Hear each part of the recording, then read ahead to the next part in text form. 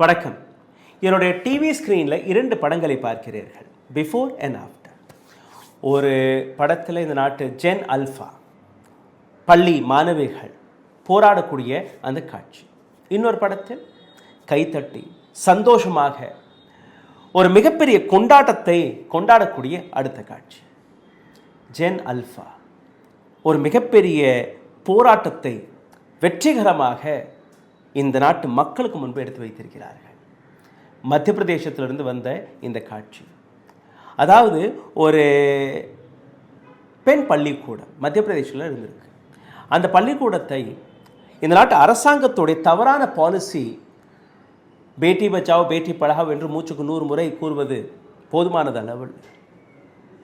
அந்த பெண்களுக்கு கிடைக்கக்கூடிய கல்வி, அந்த பெண்களுக்கு கிடைக்கக்கூடிய பாதுகாப்பை உறுதி செய்யக்கூடிய வேலையை தான் இந்த நாட்டு அரசாங்கம் பார்க்க வேண்டுமே ஒழிய அவர்கள் கையில் இருக்கக்கூடிய அந்த கல்வியை நீங்கள் பறிக்கக்கூடாது. ஆனால் இந்த வேலையை தான் அரசாங்கம் பார்த்தது. இந்த பள்ளிக்கூடத்தை அகற்றி ஒரு 15 கிலோமீட்டர் தொலைவில் இந்த பள்ளிக்கூடத்தை மாற்றி பார்த்தார்கள். அங்கே படிக்கக்கூடிய மாணவிகள் ரோட்டில் இறங்கி போராடியது மட்டுமில்லாமல் டிஸ்ட்ரிக்ட் மேஜிஸ்ட்ரேட்டுடைய ஆஃபீஸ் வரை இந்த போராட்டம் நடந்தது. பல்வேறு பெண்கள் மயக்கமடைந்து விழுந்தார்கள். பல்வேறு பெண்கள் அப்படியே கதறி கொண்டிருந்தார்கள், கண்ணீர் வடித்துக் கொண்டிருந்தார்கள். இந்த பெண்களுடைய போராட்டம் எந்த அளவில் ஒரு மிகப்பெரிய ஒரு புரட்சியை தூண்டியிருக்கிறது நீங்கள் பார்த்தீர்கள்னா, இந்த பெண்களை நேரடியாக சந்திப்பதற்காக டிஎம் போய் பார்த்திருக்கிறார், எம்பி அந்த தொகுதியில் இருக்கக்கூடிய எம்பி போய் பார்த்திருக்கிறார், எஜுகேஷன் டிபார்ட்மெண்ட்டில் இருக்கக்கூடிய நபர்கள் பார்த்திருக்கிறார்கள். கிட்டத்தட்ட 300-350 மாணவிகள் நேரடியாக டிஎம் ஆஃபீஸ்க்கு போய் தன்னுடைய கோரிக்கையை எடுத்து வைப்பது மட்டுமல்லாமல் அதை உறுதி செய்திருக்கிறார்கள். டிஎம் சாஹப், நீங்கள் வெளியில் வரணும், நீங்கள் வெளியில் வந்து எங்களிடம் பேச்சுவார்த்தை நடத்தணும், எங்களுடைய பள்ளி இங்கேருந்து போகக்கூடாது, யாரை கேட்டு எங்கள் கையில் இருக்கக்கூடிய இந்த கல்வியை பறிக்க பார்க்கிறீர்கள் என்கிற அந்த கேள்வியை கேட்ட பெண்மணி 18ஆம் தேதி, அதாவது நேற்று, நேரடியாக இந்த பெண் குழந்தைகளை சந்திப்பதற்காக ஷராஃபா ஸ்கூல் என்று கூறுவார்கள், மத்திய பிரதேசத்தில் இருக்கு, நேரடியாக பல ஆஃபீஸர்கள், எம்பி, டிஎம், கலெக்டர் எல்லாருமே போய் அந்த பெண்களுக்கு ஒரு உறுதியை அழைத்திருக்கிறார்கள். அந்த உறுதியை பற்றி நான் எடுத்து காட்டுவதற்கு முன்பு இந்த பெண்ணுடைய படத்தை பாருங்கள். கதறி அழுகக்கூடிய அந்த காட்சி. இந்த பெண்கள் கேட்டது என்ன? 15-17 கிலோமீட்டர் தொலைவில் இந்த பள்ளிக்கூடத்தை நீங்கள் மாற்றோம்னு சொல்கிறீங்க, எப்படி நாங்கள் அந்த பள்ளிக்கூடத்துக்கு போவோம்? ஏற்கனவே எங்கள் வீட்டிலேருந்து இங்கே வர்றதே எவ்வளோ கஷ்டம்னு உங்களுக்கு தெரியாது, எங்கள் குடும்ப சூழ்நிலை எப்படி இருக்குது, நீங்கள் இந்த பள்ளிக்கூடத்தை இங்கேருந்து மாற்றிட்டீங்கன்னா எங்களால் அங்கே போய் படிக்கவும் முடியாது, அப்போ எங்கள் கையிலிருந்து எங்களுடைய கல்வி உரிமையை நீங்கள் பறிக்க பார்க்கிறீர்களா என்கிற அந்த கதறல். இது 3 நாட்கள் முன்னாடி வந்த காட்சி. இந்த காட்சி நீங்கள் பார்க்க வேண்டும். இந்த காட்சி நீங்கள் பார்த்தீர்கள், அப்படியே குள்ளரிக்கிறது. இந்த குழந்தைகளை சந்திப்பதற்காக நேரடியாக டிஎம், எம்பி அனில் ஃபிர்சோயா, மற்ற அரசு அதிகாரிகள் அங்கே போய் ஒரு ஷூரிட்டியை கொடுத்திருக்கிறார்கள். நீங்கள் யாருமே பயப்பட தேவையில்லை, இந்த பள்ளிக்கூடம் எங்கேயுமே போகாது. கலெக்டர் ரோஷன் குமார் இந்த பெண்களுக்கு எழுத்து வடிவமாக ஒரு ப்ராமிஸை செய்திருக்கிறார். நீங்கள் உங்களுடைய கல்வியில் மற்றும் கவனத்தை செலுத்துங்கள், நீங்கள் இந்த பள்ளிக்கூடத்தை பற்றி ஒரு துளி கூட கவலைப்பட தேவையில்லை. எவ்வளோ பெரிய வெற்றி என்று பாருங்கள். ஆனால் இந்த வெற்றி கிடைத்தது எப்படி? உஜ்ஜைனில் இருக்கக்கூடிய இந்த பள்ளிக்கூடம், இந்த பள்ளிக்கூடத்தில் இருக்கக்கூடிய குழந்தைகள், அதாவது ஜென்ரேஷன் அல்ஃபா என்று கூறக்கூடிய இந்த செக்மெண்ட், இவர்களுக்கு கிடைத்த அந்த பலம் ஜென்சி தொடங்கிய ஜந்தர் மந்தர் போராட்டம். இந்த ஜந்தர் மந்தர் போராட்டம் நாடு முழுவதும் இருக்கக்கூடிய ஏராளமான பள்ளி மாணவர்களுக்கு, மாணவிகளுக்கு ஒரு ஊக்கத்தை அளித்திருக்கிறது, ஒரு தைரியத்தை கொடுத்திருக்கிறது. ஏன்னா இதற்கு முன்னாடி எந்த ஸ்டூடெண்ட்டுமே இந்த மாதிரி ரோட்டில் இறங்கி போராடவில்லை. ராஜஸ்தான், மத்திய பிரதேஷ், மகாராஷ்டிரா, உத்தரப்பிரதேஷ், பீகார், மத்திய பிரதேஷ், குஜராத், இது போன்ற ஏராளமான மாநிலங்கள்லேருந்து வெளிவரக்கூடிய இந்த மாணவர்களுடைய கோரிக்கைகள் என்ன? ஒரு அடிப்படையான ஒரு சிம்பிள் வசதிகளுக்காக இந்த மாணவர்கள் இன்னைக்கு போராட்டத்தில் இறங்கி இருக்கிறார்கள். எங்கள் பள்ளிக்கூடத்தில் கரண்ட் இல்லை சார், ஃபேன் இல்லை சார். நாங்கள் மிட் டே மீல் மதிய உணவு திட்டம் வழியாக எங்களுக்கு கிடைக்கக்கூடிய உணவை கொஞ்சம் பாருங்கள். வெறும் தண்ணியில் மஞ்சளை மட்டும் கலந்து கொடுக்குறாங்க, இது பருப்புன்னு சொல்கிறாங்க. ரொட்டியை மட்டும் கொடுக்குறாங்க, அந்த ரொட்டிக்கு தொட்டுக்க வெறும் உப்பை கொடுக்குறாங்க சார். பாலுங்கிற பேரில் ஒரு சட்டி, ஒரு அண்டா சட்டி தண்ணியை நிறச்சிட்டு அதில் ஒரு 1/2 லிட்டர் பாலை கலந்துட்டு அதுதான் பால்னு கொடுக்குறாங்க சார். வந்து பாருங்கள், இது உணவு விட்டுருங்க, அது கூட நாங்கள் பட்னியாக வந்துடுறோம், படிச்சிடுறோம். இந்த கட்டடத்தை பாருங்கள், எப்போ வேணாலும் தலையில் இடிஞ்சு விழுக்கலாம், விழுந்து கொண்டு இருக்கு. சரி, அதே விட்டுருங்க, நாங்கள் வாசலில் உட்காந்து படிச்சிடறோம்.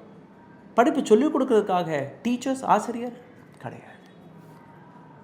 நாங்கள் பள்ளிக்கூடத்துக்கு வரக்கூடிய அந்த ரோடு கிடையாது. சரி, வந்துடுறோம், தண்ணி குடிக்க தண்ணி கிடையாது. ஒரு ஹேண்ட் பம்ப் இருக்குது சார், எங்களுடைய பள்ளிக்கூடத்தில் ஒரு ஹேண்ட் பம்ப் இருக்குது, அந்த ஹேண்ட் பம்பும் வேலை பார்க்கல. So these are the grave demands of these children. அடிப்படைக்கும் அடிப்படை வசதி. புத்தகம் கிடையாது, டீச்சர்ஸ் கிடையாது, பில்டிங் சரியாக இல்லை, உட்காந்து படிக்கிறதுக்காக மேசை சேர் இல்லை, எலக்ட்ரிசிட்டி இல்லை. அப்போ எப்படி ஒரு குழந்தை படிக்கும் எனக்கு தெரியல. இந்த நாட்டில் இருக்கக்கூடிய எஜுகேஷன் டிபார்ட்மெண்ட் அவர்களுக்கு எதிராக இன்னைக்கு ஒட்டுமொத்த இந்தியாவிலிருந்து மாணவர்கள் ரோட்டில் இறங்கி போராடுவதற்கான காரணம் ஜந்தர் மந்தரில் தொடங்கப்பட்ட அந்த போராட்டம். அந்த போராட்டம் வழியாக கடந்த 12 ஆண்டுகளாக எந்த அகங்காரத்தில் நரேந்திர மோடியின் அரசாங்கம் இந்த நாட்டை ஏமாற்றி வந்தார்களோ, அதே நரேந்திர மோடி அரசாங்கத்துடைய எஜுகேஷன் மினிஸ்டர் தர்மேந்திர பிரதானுடைய ரெசிக்னேஷன் இன்னைக்கு இந்த அனைத்து மாணவர்களுக்குமே ஒரு தைரியத்தை கொடுத்து, நமக்கு தேவையான அந்த அதிகாரத்திற்காகவும் அந்த உரிமைக்காகவும் போராடவில்லை என்றால் நமக்கு எதுவுமே கிடைக்காது. இன்றைக்கி நீங்கள் பார்த்தீர்கள்னா, வாய் பேச முடியாமல் காது கேட்காத மாணவர்கள் அவர்களும் போராடி கொண்டிருக்கிறார்கள். பார்வையற்ற மாணவர்கள் அவர்களும் போராடி கொண்டிருக்கிறார்கள். எந்த அளவில் இந்த நாட்டு அரசாங்கம் இந்த குழந்தைகளை நெக்லெக்ட் செய்தது என்று எனக்கு புரியவில்லை. இன்னைக்கு பிஎம் கேர்ஸை பற்றின ஒரு ரிப்போர்ட் வெளியாகி இருக்கிறது. 8500 கோடி ரூபாய் பிஎம் கேர்ஸில் வைத்திருக்கிறார்களாம், சும்மா அக்கௌண்ட்டில் போட்டு வச்சிருக்கார்களாம், எந்த விதமான பயனுக்கும் அந்த பணம் வரவில்லை. அந்த பணத்தை வைத்து இந்த பள்ளிக்கூடங்களை சரிபார்க்கலாமா இல்லையா? Is this not emergency? மக்களுக்கு தேவைப்படுவதற்காக தானே நீங்கள் பிஎம் கேர்ஸில் பணத்தை வாங்கினீர்கள். அப்போ அந்த பணத்தை வைத்து இந்த பள்ளிக்கூடங்களை சரிபார்க்கலாமா இல்லையா? There is no accountability here. Abhijit Dipke அவர் தன்னுடைய கிராமத்தில் இருக்கக்கூடிய ஒரு பள்ளிக்கூடத்தில் அவர் போய் அங்கே இருக்கக்கூடிய பிரச்சனைகளை எடுத்து வைத்து ஒரு ஃபோட்டோவை போட்டிருக்கிறார்கள். நேற்றும் நாங்கள் ஒரு வீடியோவை போட்டிருக்கிறோம். ஸ்கூல் டீக் கரோ என்கிற ஒரு ப்ரோக்ராமை நாங்கள் தொடங்கியிருக்கிறோம். பள்ளிக்கூடங்களை சரி செய்யுங்கள். அதில் வந்து ஒரு ரிக்வெஸ்ட் எடுத்து வச்சோம். நீங்கள் உங்களுடைய கிராமத்தில், உங்களுடைய டிஸ்ட்ரிக்டில் போய் அக்கம் பக்கத்தில் இருக்கக்கூடிய கவர்மெண்ட் ஸ்கூல் அதை பற்றின ஒரு வீடியோ அல்ல ஃபோட்டோ, அங்கே இருக்கக்கூடிய பிரச்சனைகளை பற்றி எங்களுக்கு கீழே எழுதி இருக்கக்கூடிய இந்த வாட்ஸ்அப் நம்பர்லையோ இல்லை இமெயில் அட்ரஸ்லையோ நீங்கள் அனுப்பலாம். ஒரு ஃபார்மும் நாங்கள் நேற்று லான்ச் செய்தோம் சிஜேபியோடன் கை கோர்த்து. அந்த ஃபார்மே இந்த வீடியோலாம் நான் கீழே போட்டிருக்கேன். ப்ளீஸ் போங்க, பாருங்கள். எப்படி ஒரு சோஷியல் ஆடிட் வழியாக இந்த நாட்டு பள்ளிக்கூடங்களை நாம் சீரமைக்க முடியும் என்கிற ஒரு விஷயத்தை நாங்கள் எடுத்து வைத்தோம். ஒரு சிறிய முயற்சி தான் இது. ஆனால் இந்த முயற்சி எவ்வளோ பெரிய விஷயம் என்று நீங்கள் பார்க்க வேண்டும். எத்தனை குழந்தைகளுடைய வாழ்க்கையை நாம் காப்பாற்ற முடியும் என்று நீங்கள் பார்க்க வேண்டும். ஜார்க்கண்டிலிருந்து வெளிவந்த இந்த ரிப்போர்ட்டை பாருங்கள். 22 பரீட்சைகள் 2013ஆம் ஆண்டிலிருந்து லீக்கான பரீட்சைகள் அனைத்தையுமே கேன்சல் செய்திருக்கிறது ஜார்க்கண்ட் அரசாங்கம். இதுவும் சாதாரணமாக கிடைத்த வெற்றி கிடையாது. கடந்த 30-35 நாட்களாக இந்த மாணவர்கள், ஜார்க்கண்ட் மாணவர்கள் ரோட்டில் இறங்கி போராடியதற்கு பின்பு ஜார்க்கண்ட் அரசாங்கம் இன்னைக்கு குனிந்திருக்கிறது.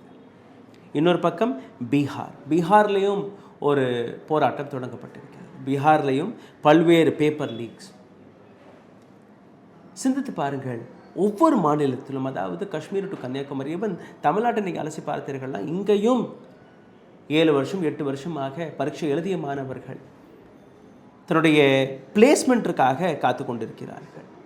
அப்போ நாடு முழுவதும் ஒரு விதமான ரிவால்ட் தொடங்கப்பட்டிருக்கிறது. இந்த Revolt gen alpha gen Z வழியாக வெளிவந்திருக்கிறது. இந்த இடத்தில் ஒவ்வொரு மாநிலம் ஒவ்வொரு அரசாங்கமும் ஜாக்கிரதையாக இருக்க வேண்டும். இது ஒரு எச்சரிக்கை மட்டும்தான். இந்த நாட்டில் இதற்கு மேல் அக்கௌண்டபிலிட்டி இல்லாமல் மாணவர்களை ஏமாற்ற முடியாது. இடி, சிபிஐ, போலீஸ் குண்டர்களை ஏவி விட்டு நீங்கள் இந்த நாட்டு மக்களை ஏமாற்றி விட்டீர்கள். ஆனால் இந்த மாணவர்களை உங்களால் ஏமாற்ற முடியாது. They are Gen Zs, they are Gen Alphas. You need to sit and have a dialogue. கான்ஸ்டியூஷனுடைய டெமோக்ரஸியோடைய முதல் படி டயலாக். இரண்டு தரப்பில் இருக்கக்கூடிய நபர்கள் உட்கார்ந்து ஒரு பிரச்சனையை பேசி தீர்ப்பது தான் ஒரு நல்ல நாட்டிற்கான ஒரு நல்ல டெமோக்ரஸிக்கான அழகு. போலீஸை ஏவி விட்டு தடையடி நடத்தி AK-47 வைத்து துப்பாக்கிச் சூடுகளை நடத்தி இல்லை பெல்லட் குண்டுகளை வைத்து இல்லை அவர்கள் மீது எஃப்ஐஆர்களை போட்டு மிரட்டுவதனால் எந்த விதமான சொல்யூஷனும் கிடைக்காது. We need to sit with them. We need to understand what problems are they going with. And you need to come up with a solution for it. இந்த வீடியோவை பகிருங்கள். இந்த நாட்டு இளைஞர்களுடைய இந்த கோரிக்கைகள் பிரச்சனைகளை நீங்களும் ஆழமாக சரிபார்க்க நினைக்கிறீர்கள் என்றால் உங்கள் அக்கம் பக்கத்தில் இருக்கக்கூடிய பள்ளிக்கூடத்திற்கு போய் அங்கே இருக்கக்கூடிய சிச்சுவேஷனை படம் பிடித்து எங்களுக்கு வாட்ஸ்அப் இமெயில் வழியாக நீங்கள் அனுப்பலாம். அதற்கு தேவையான ஃபார்ம் கீழே இருக்குது. எப்படியெல்லாம் நீங்கள் நடந்து கொள்ளணும், please what to do what not to do அந்த ஷீட்டையும் நாங்கள் கீழே போட்டிருக்கோம். அதை போய் படியுங்க, வீடியோக்களை அனுப்புங்க. Your video will be checked and published in our channel. நன்றி, வணக்கம். ஊடகம் கார்ப்பரேட் அரசியல்வாதிகளின் கைப்பாவையாக அடிமைகளாக இருந்தது போதும். இனி சாட்டை எடுத்து சுழற்றும் நேரம் வந்துவிட்டது.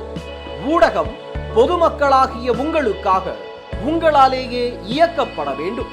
ஊடக சுதந்திரத்திற்காக உங்களின் பங்களிப்பை இன்றே அளித்திடுங்கள். ஓ, அப்ப அந்த மிஸ்டர் அண்ட் மிஸ்ஸஸ் பெர்ஃபெக்ட் உண்மையிலேயே வர்த்து. நரம்பு தளர்ச்சியிலிருந்து விடுபட்டு உடம்பு ஒரு புது வீரியம் பெற மா நேச்சுரல்ஸோட மிஸ்டர் பர்ஃபெக்ட்டை யூஸ் பண்ணுங்க.